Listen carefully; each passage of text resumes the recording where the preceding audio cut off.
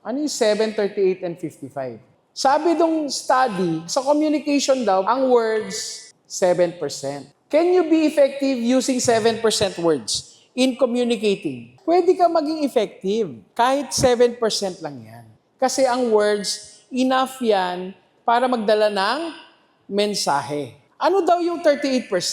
Yung voice tone. Ano ibig sabihin niya? Yung tono ng boses ng tao.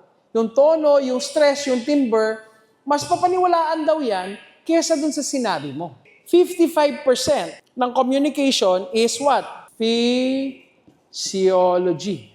Ibig sabihin, yung physical na kaanyuan, yung itsura ng mukha, posture, gesture, breathing, mas paniniwalaan ng tao. So minsan pala, sa komunikasyon, yung mensahe mo, mula sa itsura mo, mas mapaniwalaan kesa sa tono ng boses mo, kesa sa actual na sinabi mo.